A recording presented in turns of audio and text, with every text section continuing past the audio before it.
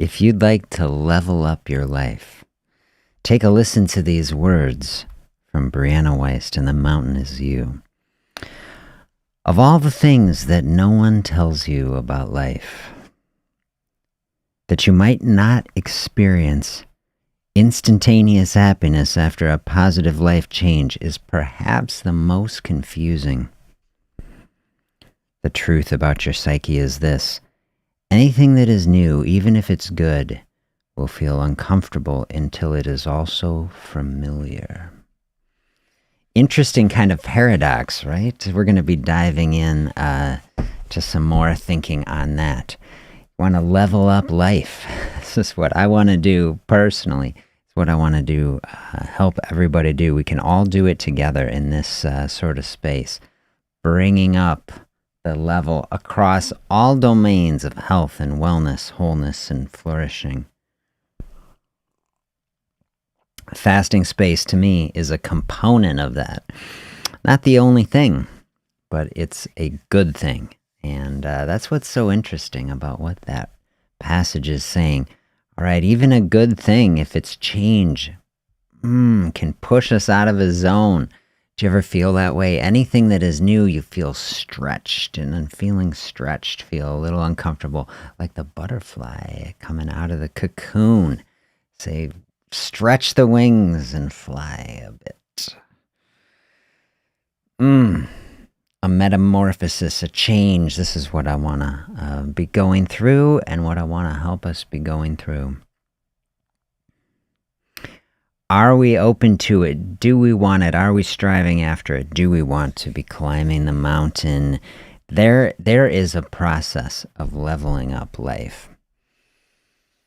So leveling up, when I say it, does something come to your mind where you say, oh, I want to level up my life? Does a thought come in? It's okay if it doesn't, but man, sometimes you just hear it and it's triggering something. Say, I want to level up this process. Maybe fasting is the actual thing to level up, and we can dive into that, absolutely. And maybe we have been leveling up in a fasting process, and like this is saying, it's calling us to level up some adjacent practices, some things that are fasting adjacent, like how is our actual diet? How is the food? Can we clean that up? Can we improve that? As we are leveling up what we're eating, as we're leveling up a fasting space, does it call us into a space, level up the movement? That's the progression that I often like for people. The standard path, try to lose weight, try to get healthier, hit the gym, and then the afterthought. It's like, how do we clean up the diet, okay? I like to go through a fasting space and then use that, level up the dietary practice. And once that is dialed in, then start dialing in the movement. And then, of course, leveling up our mindfulness practices. That is a daily practice. I can tell you, that's what I'm doing every day. Got to tell myself, keep going, level up, dial in. So important. Hey, good morning. Pat is here. Happy Friday Eve. Yes, so excited about it. Can't wait for the weekend. Hope you are doing well today. Listen to how she goes on in this section. We often think of big achievements as a get out of life easier card. They are rarely that. In fact, the opposite tends to happen. They level us up. They force us into greater responsibilities, to think more deeply about big issues, to question ourselves and what we previously knew to be true. Big achievements, they say, actually pressure us to become increasingly better versions of ourselves, a net positive for our lives, but can be its own struggle.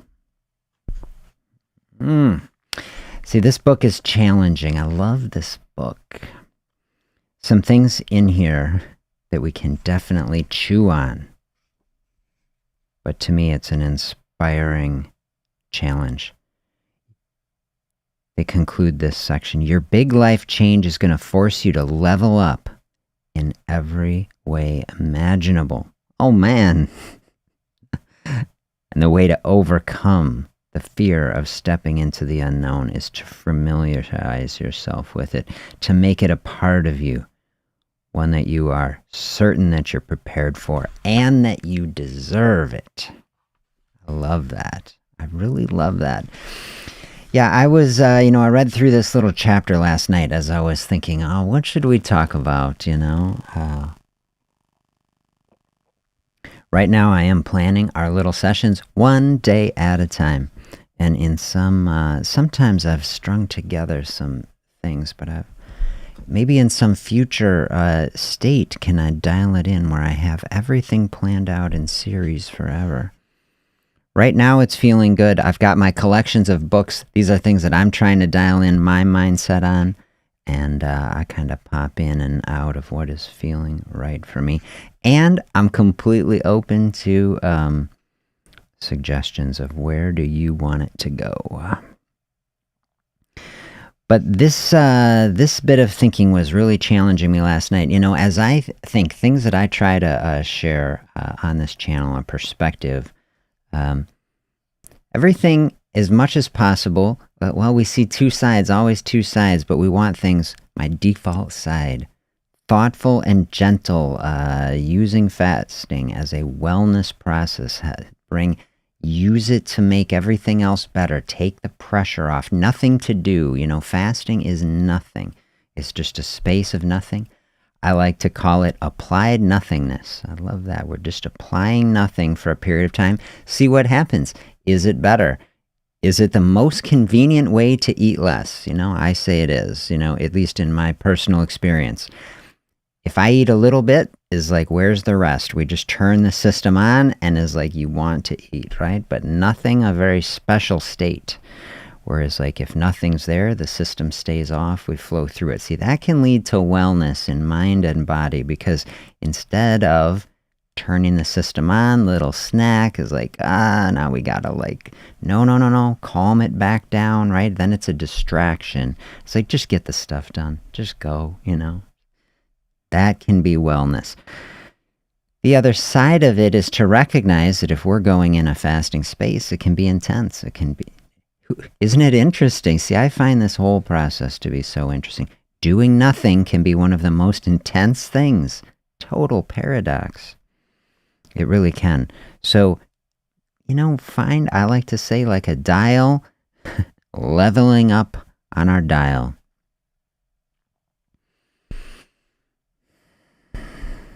Yes. Power over food. With great power comes great responsibility. Hey, I like that.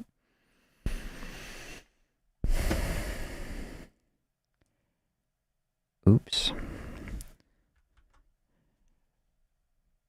The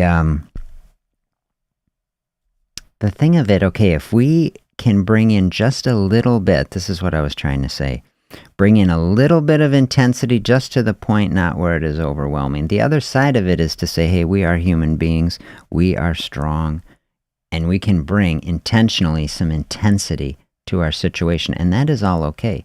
Fasting is a space where you can do something like that, and we don't have to shy away from it. This book definitely showing us that, like that we can stretch ourselves and grow. And so that's the type of paradox that I was bringing to this reading today, which was like when they say on here, don't you want to get out of life easier card? I say I'd take one, absolutely, And a big process, like I'm trying to show here, this is what I'm doing some thinking on it right now. I like analogy like the sailboat. I like the analogy of the river carving through the stone, that we're looking for a flow state, that things can take time, and that they don't have to be forced. And so they use some words in here that are even the opposite of that. They say, well, we're not really getting out of life easier. It's rarely the case that a big accomplishment helps you get out of life easier. I think we can reflect on that a little bit, I don't know. I want the level up that I want for people to gain skill and practice in fasting. Certainly, if I were to just try to define it, I would say I really am trying to help people find the easiest way to lose weight possible, also that is sustainable and has the least side effects and not risk, And so we have a lot of equations to balance.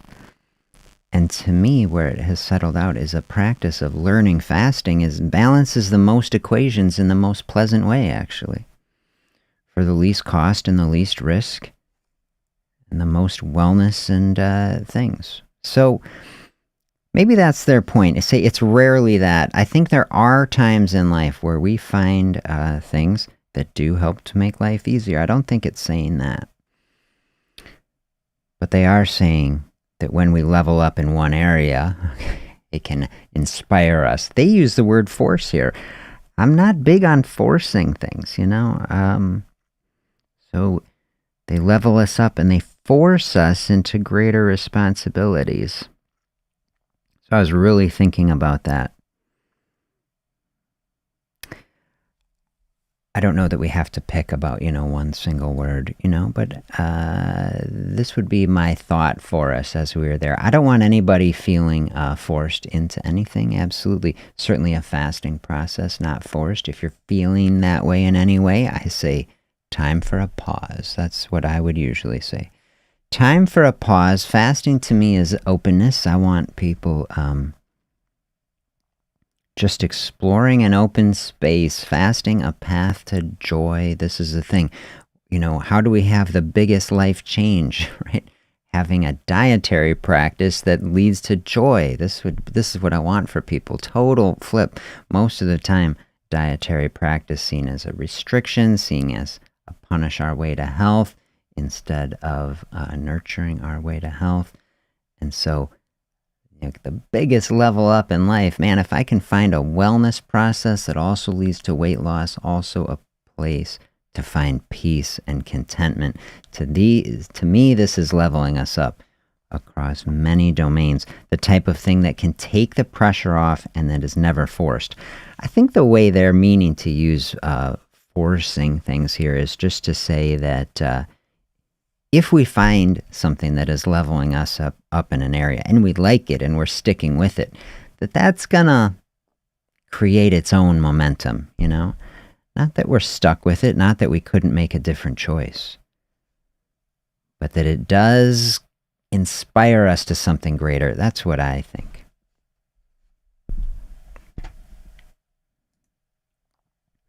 And maybe it's a chicken or an egg, that... Yeah. I was doing some thinking. We were doing some thinking. Maybe it was back in the fall. I don't know. And it was about finding motivation. And we had the thought that was like, action first, emotion follows, or something like this. Take the action and then you'll be inspired to do it. And there's many examples where it can be like that. You don't feel like getting out of bed in the morning and doing some exercise, but then don't you feel better when you were done with it? And then doesn't it create, some cycle? But then it's like you still got to do the thing first. And it's like we're back where we started, where it's like we still don't have the motivation. We have to...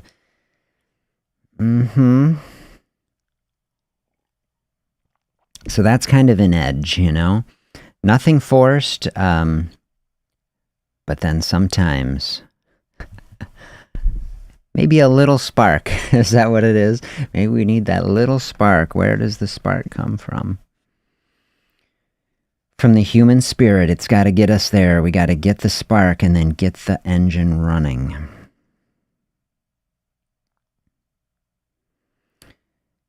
Yeah, but this is interesting. Pressure us. See, there's another word that was in this that I don't really like. Personally, I don't like being pressured into anything. Somebody try to pressure me into something, I have very high probability I'm going to walk away or,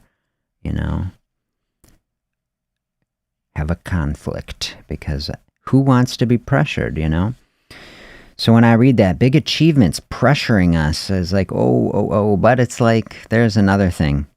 who doesn't want to become an increasingly better version of ourselves? You know, I was like, I do, you know, that's why I sit around and I read inspiring books and, you know, try to have the best thinking. How do we dial in everything? So I was like, you know, sometimes I think also like pressure is what turns the coal into diamonds, right? So like pressure, I see it if we, you know, I like, for fasting, I like a weightlifting analogy, right? You lift weights to get strong. There's a put pressure on it, and then things respond in resilience. If there's a book on my reading list, The Comfort Crisis, which just the title is brilliant and resonates with me. Like, to be our best, don't we need some amount of resistance to it? Don't we need some pressure? And so, you know, maybe this little self-critique thinking, I'm always saying, oh, take the pressure off, take the pressure off. Really, we want to find the balance. We want the right amount of pressure where we're not overwhelmed, but we're inspired. And like that a certain amount of pressure, right? Even the sailboat, the wind is putting pressure on the sail, right? And so this is what we want. I love the analogy, we're sitting in a sailboat, let fasting do the work. Because if we're just sitting in the boat and the wind is blowing, it's going to take it, you know, across the lake. Have a beautiful journey on the boat. This is like we're sitting in our body here. Even if we're not exercising, right? Heart is always beating. 1,000 processes are running. It's like a furnace inside the body. So, you know, people say a lot, okay? Health space, weight loss space. We're in a metabolic space. Metabolism can be so frustrating because, as you say, well, the metabolism has slowed down, maybe for many different reasons, you know. But we think that that is a permanent space, but all of a sudden fasting is showing us, oh, we open up some space. Metabolism is still going. Metabolism is just the collection of all the processes that are running in the body. If we can sit in a space, we can see, well, the heart is beating, right? You can feel the pulse. You can see it is happening. It's like the sailboat is sailing, the wind is blowing. So there's a certain amount of pressure there. There's a certain amount of force is happening. It's like, think just sitting here. Think of the goal we're trying to accomplish. You know, so much in our reductionist society, we say we boil it down to a calorie. Say we're trying to create a flow of calories out of the body. Fasting, space, stopping the calories flowing in.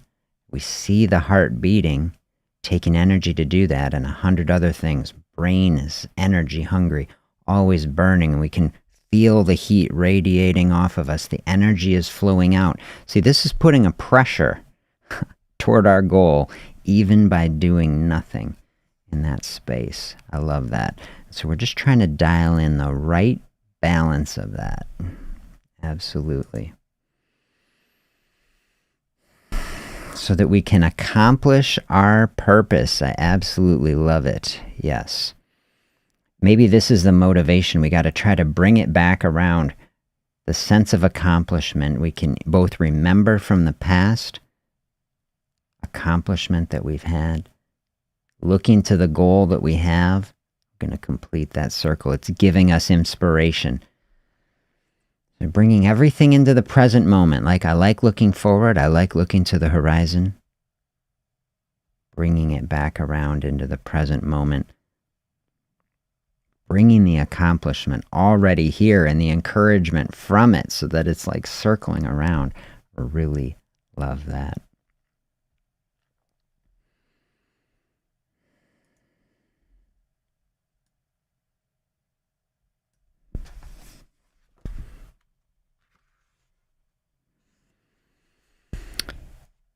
Big challenging passage this was for me. Your big life change going to force you to level up in every way imaginable. I don't know much. I can imagine quite a lot of different ways. Okay, so when I was reading that, I'm like, oh man, is it really true? Like, don't you want to do it? We just want it to be at the rate that we can handle, you know. So this is the balance to it. I want to level up in every way imaginable. I want you to be able to level up in every way that you possibly want to be leveled up in. And so I say, one step at a time, right?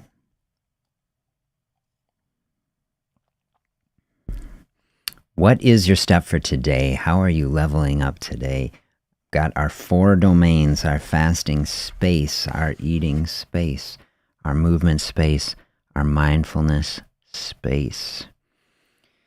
I usually try to have like one extra focus. I try to do all these things, in a day, I don't know how the computer's, working. I feel like it's just listening to me. Like I was just talking was it just yesterday I was describing a video I saw once where it was like the influencer person said they designed like the perfect routine with all of the health practices, and they got up and they did their yoga and had their special supplements and smoothies, and they did a meditation and a thing, and like they finished their wellness routine by 3 p.m. I just mentioned that on the stream, because I thought it was funny. And then that video popped up on my YouTube when I was just there. I'm like, I don't know. YouTube is listening, bless you. Oh, man. What a world.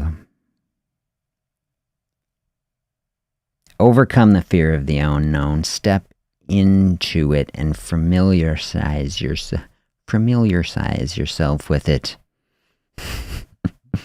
Make it a part of you. Yes, that is how you overcome it, they say. So this is what a journey is to me. We are on a journey, all of us together, stepping forward in health, leveling up our life. We are getting used to it, taking a step every day, the opportunity. Stretch ourselves just a little bit. Oh, that's what I was finishing that story, okay? Try to do all 4 of these things every day. That's what I try to do, but I don't have any wellness routine that's stretching out till 3 p.m., right? I'm trying to take a walk, right? Walk the dog, that's what I do. And then, some other bonus thing, more intensity. Take some space for mindfulness. For me, it's pulling out the journal. I try to write 1 line at least every day. Like there's a mini thing, like just write out 1 line. I might even try to write 2 words, tough day, just get it out. These things don't have to take a long time. Fasting, of course, add no time to a day.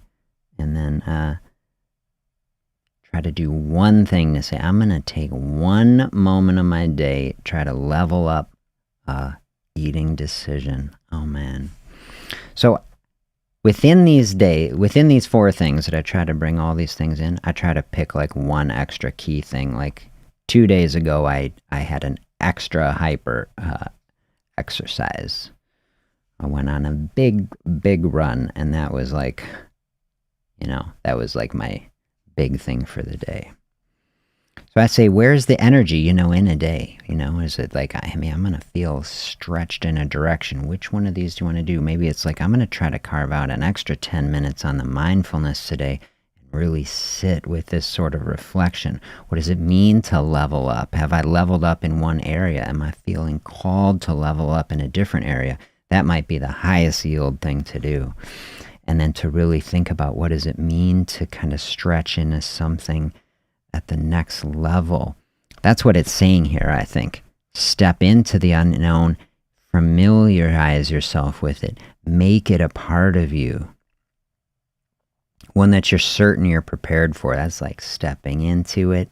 And I love how this ends. That you deserve. I think, we've gotten into some deep places that maybe somewhere underneath many of the emotions that we have, underneath eating patterns that haven't been serving us. Like, are there deep emotional sort of things? Maybe do we not believe we even deserve it? And maybe we have to come to some amount of acceptance actually first, that actually I am deserving of good health. I am deserving of good things and flourishing. And, this can actually be, ironically, you say, how is it? One of the most difficult barriers to overcome. To really be okay with ourselves having some good things and some flourishing. So if you get into a space, you're opening some meditation and you're realizing, like, I don't know if I'm like in that space, or what does that even mean? Like, Don't force anything. Like this was saying, this is challenging. Don't force ourselves in other processes before we're really good with ourselves first. And, otherwise it'd be very difficult to sustain. That's what I think. Let me know if you have other thoughts. On this day, I'm going to be heading out into the country. I'm going to be recording the goats. I will show you how they are munching along, and I'm going to begin working on a bit of Paddock 2. I got Paddock 1 with their little zone where they're munching down. At some point, it might even be a couple weeks. Going to have to move them over to the next plot, which I haven't made yet. So I'm going to try to knock that out for a couple hours this morning. That's going to be my big exercise, building a goat paddock. And then I'm going to be dialing in on my other project, Dr. Z Method, which if anybody out there has diabetes, pre-diabetes, or is trying to avoid getting it, swing over. Dr. Z Method, live streaming on Zoom call, Google live call, actually, so we can do something like this, but face-to-face. Very nice. Having some great discussions in there. I encourage you to check that out if you would like it. And then I'll be putting together a session for us tomorrow. So look forward to sharing that. I hope you have a beautiful day, and I will chat with you again soon.